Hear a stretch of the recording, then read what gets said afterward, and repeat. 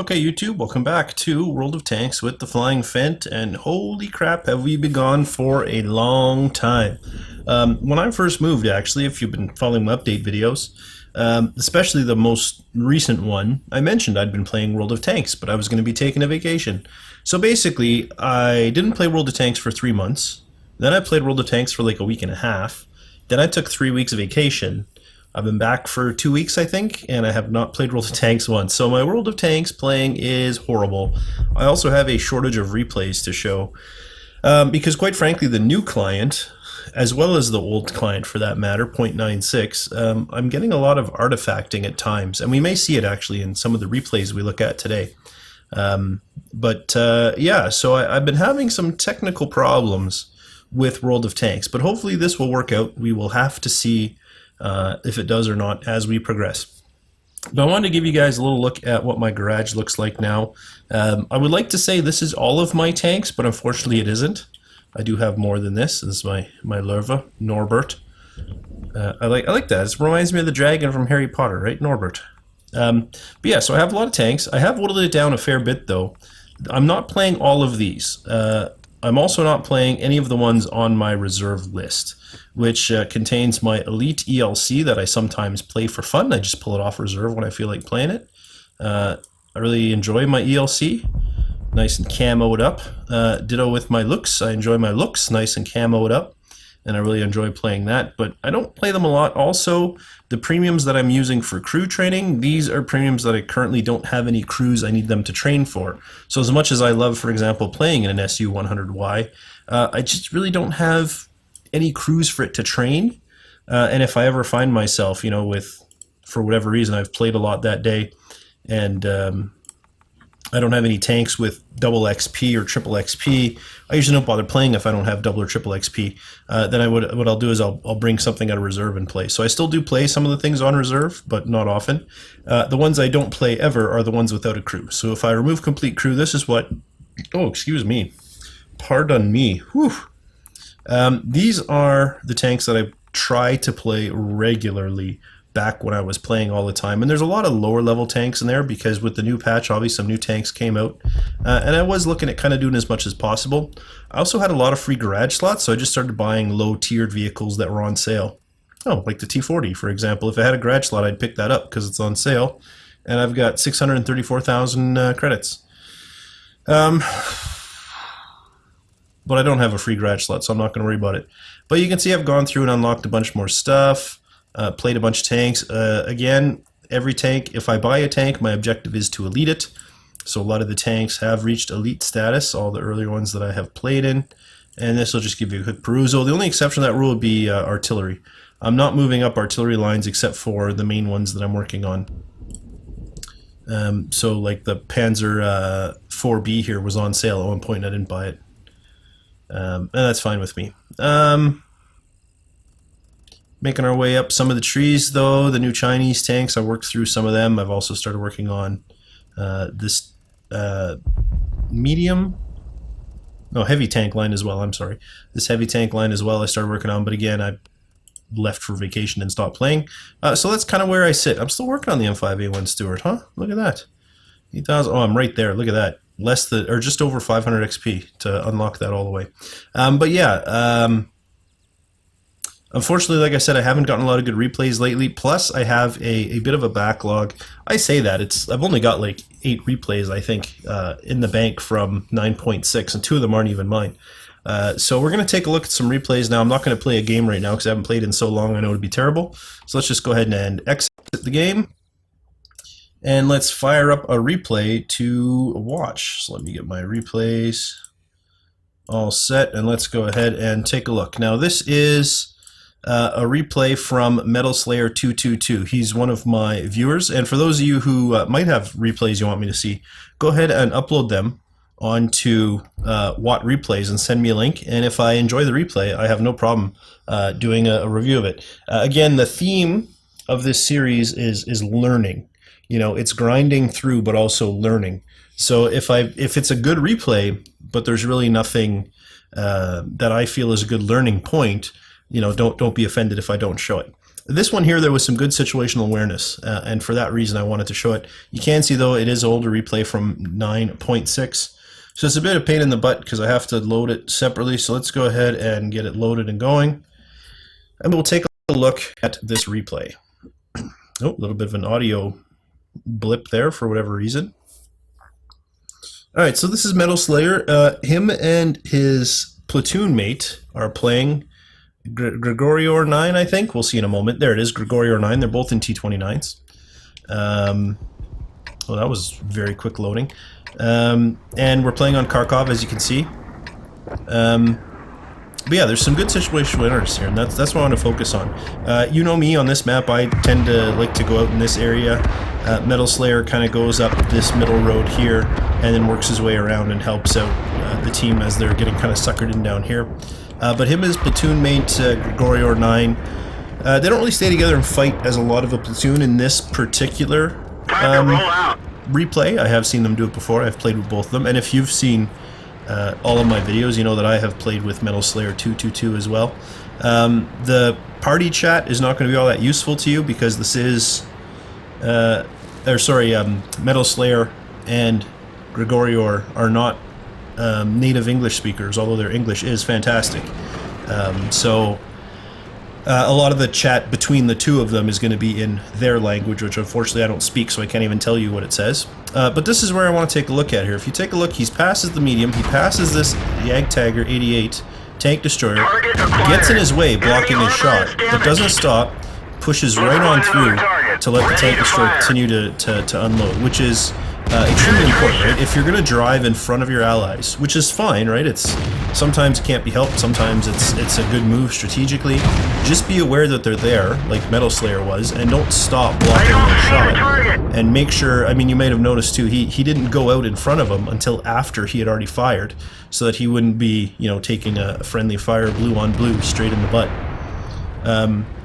Now you can see how this battle's unfolding. The enemy has pushed up a little bit without support here with a heavy and a tank destroyer, but depending on their flanking cover, there's not a lot coming after them, so they might be okay.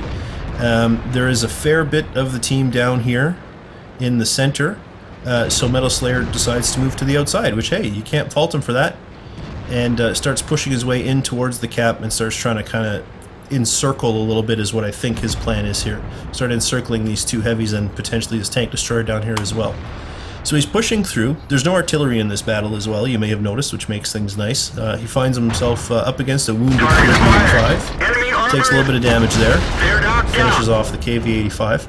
Part of me feels like maybe it would have been better to play that a little bit more prudently, and it could have saved him that, you know, 200 plus damage. But at the end of the day, it might become a factor, actually. He does end the game on fairly low health, which one or two good high damage rolls might have been a factor for, but if you see my replays, you know I definitely push as well.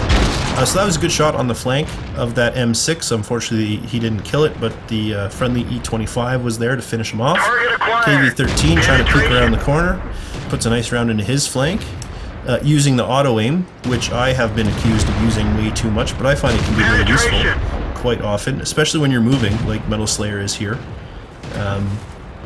Although I will say, having seen a few Metal Slayer's videos, I feel like he uses auto-aim more than me, and I can totally understand. I think everyone believes they use auto-aim exactly the right amount, so when you see someone use it more than you, it automatically feels like they use it too much. But it obviously works for Metal Slayer, so it's hard to, you know, it's hard to argue with the results. There are a lot of times though where he uses it where I would not. For, you know, take that with a grain of salt, obviously. I'm going to count that to a difference of styles. Like I said, I don't necessarily think he's doing it wrong. T29 here shows him his flank. Some good angling. He doesn't get a decent shot. Took one anyway, managed to ricochet it. I would be going for the turret ring here. Oh, and it looks like he was just aiming for it. And there we go, manages to put one through the tracks and deal the killing blow. KV-3 comes out. Could have potentially angled a little bit more there, but still showed him his front. Put the big heavy armor in front of him. Puts one in the lower glacis, unfortunately. Leaves him with the 112 health. That's the way it goes. Takes a shot, and now he's in trouble, down to 31 health. So this is where I'm saying, you know, maybe playing a little bit more conservatively.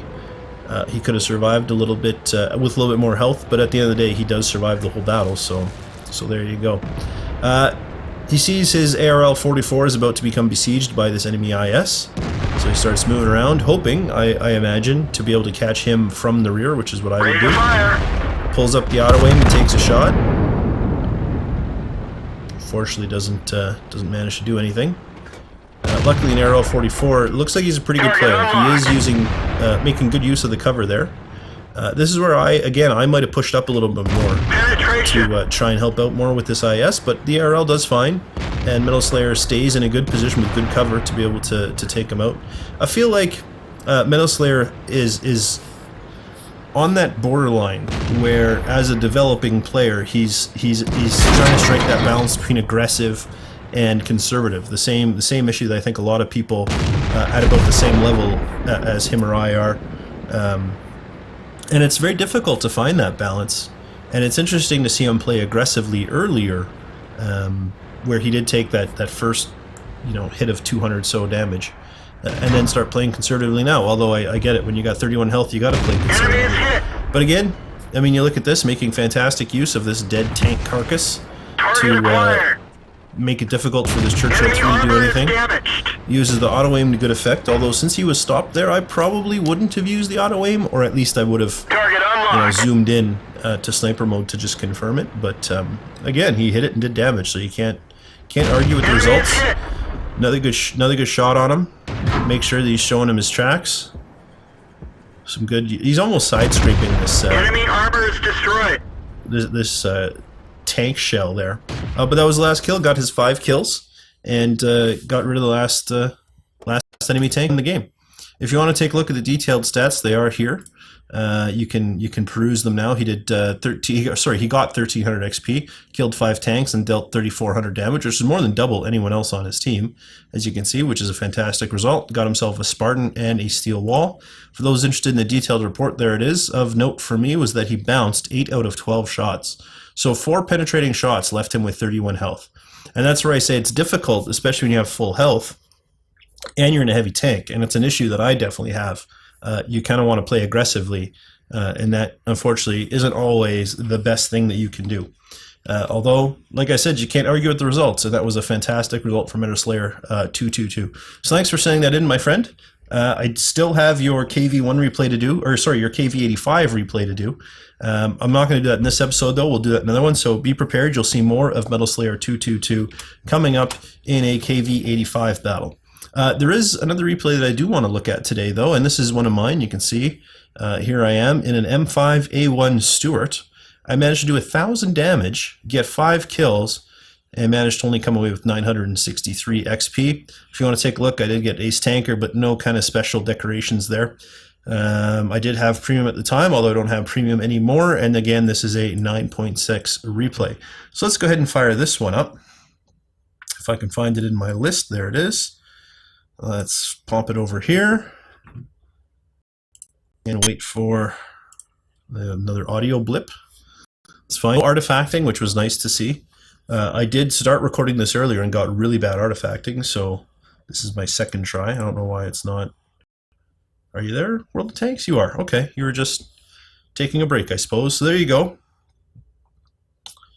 So we're on Muravanka.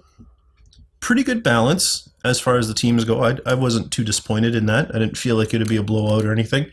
I didn't make a note of the chance to win, so I'm going to say it was probably fairly even. But here we go in 25 seconds. Oof, it's so far away. Yeah, so this is the nice thing. When you get battles like this is a tier 4 light scout tank in a tier 4 battle. It's the best matchmaking you can hope for. And I like to think I use it to good effect. This is one of the replays I'm the happiest with, because I managed to... Move out!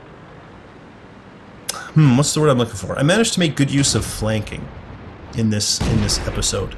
I also make some concerted effort at watching troop movements. You can see a lot of people heading this way. We saw a bunch of them scooch by, headed this way. And I saw a few guys heading this way, so I didn't see any scout tanks out on this side.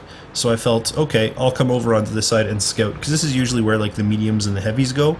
Although in a battle with no heavies, obviously not a lot of people decided to go to Heavy Alley. But as we'll see, that kind of worked out the best for me in terms of getting kills and doing some damage.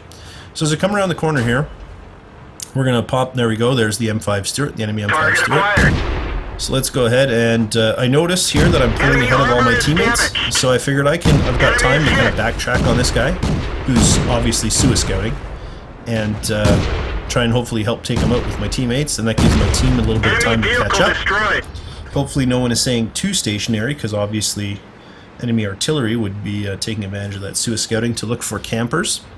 T-50 on the ridge gets spotted. Ready to fire. And this is where I get a little overexcited and say to myself, you know, let's go get this T-50. I can handle a light tank.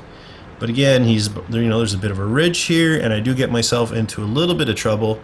As you'll see right there, M3E pops up, manages to hit my rear quarter car.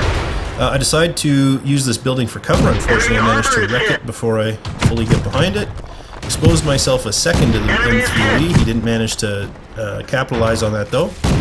And circled around, decided to use the T-50 for cover against the Lee, and then decided to use the Lee for cover against the T-50, which is great because it got me a kill on the T-50 in perfect position to start circling the M3 Lee, and we can circle strafe him down to nothing for kill number 3.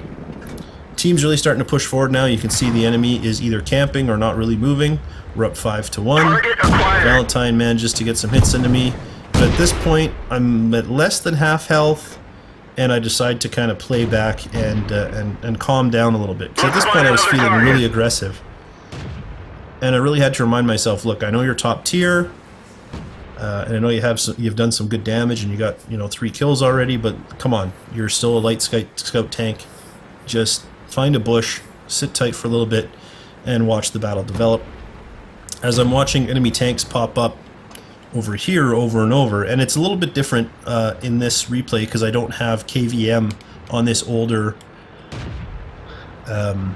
version, this older game client, so you can't see it, but there was a lot of tanks identified through here. All these tanks, most of them had already been spotted before, so I could see that most of the enemy tanks already be seen over here, and I wasn't too worried about coming down this flank and getting caught unaware. So I decided to push forward on the flank, hoping to get maybe some flank shots into these tanks in the center. But at the end of the day, I don't think I would have really penetrated them from this far out. But that's fine. I decided to scout around behind. We're still looking for the tanks that, if I remember correctly, tanks that had not been spotted yet was the medium, the tank destroyer, and the artillery. So I come around looking for the artillery, and hoping that I can at least get rid of him. And of course then the typical debate about gold or not erupts in chat, which I actually was surprised before I left at how much there was. So here we go, we spotted the M3 Lee. I started heading towards him, spot the artillery, could have gone for either one, decided to go for the M37 because at this point I was pretty sure the M3 Lee was AFK, and I still believe he was. I don't think he did anything this whole battle, but there we go, the Lee's dead. And unfortunately, because I already told you I got 5 kills, you can probably see I only have 4. That means I do get the killing blow in on this SU-85 to round out this battle and end it in a nice big victory for us, 15-2. So I really feel like that was a good blend for me, and that showed evidence that I was really starting to figure out kind of that mix of aggressiveness and staying back. Top tier light scout, you might say, oh, it's easy to do when you're, to do that when you're when you manage to get a tier 4 battle and a tier 4 scout. But at the end of the day, if that had been a tier 4 medium, for example, you've all seen my videos. I have a tendency to push too much and be too aggressive. And I feel like this was a good balance of that. And the payoff was that I managed to get myself 5 kills and top the team for experience. So there you go. That's it for this video. We saw a little bit of positioning from Metal Slayer 222. We had some discussion about auto-aiming, about kind of the balance you got to find between aggression and conservative play. And not only will it vary, obviously, from battle to battle and from tank to tank, but to individual situations. And even though, like I mentioned a few points where Metal Slayer did things that I would have done differently, you can't argue with his result. And if you get a chance to platoon with him and he's willing, he's a fantastic player and a great guy. I like playing with him. And then you saw in the M5A1 Stuart replay that we just finished that you can really kind of capitalize on being top tier scout by making good use of kind of playing down the flanks, But again, situational awareness was important in that replay as well. So really, I feel like the theme of today was situational awareness. I hope you guys found that useful. If you have any questions, or if you wanted me to clarify anything that I talked about, go ahead. If you just want to disagree with me, that's fine as well. Just be aware that I'm not interested in really entering an arguing match, and it's been made very clear that a lot of people feel I auto aim too much, which is why I pointed out that to me it looked like Metal Slayer used auto aim too much, and I feel like the reality is that no matter how much somebody uses it, if it's more than you, to you it's going to feel like it's too much. But at the end of the day, auto aim is a very useful tool, and I feel like a lot of people underutilize it. So I hope you enjoyed this video, and hopefully we'll see you in the next one. I don't know how often I'm going to do them, because as I mentioned, I do have a hard time getting decent battles, decent recordings for World of Tanks. But hopefully once I get back in the groove of things, start performing better, we can start getting some more useful footage out of it. For now though, thanks for watching, and I'll see you next time.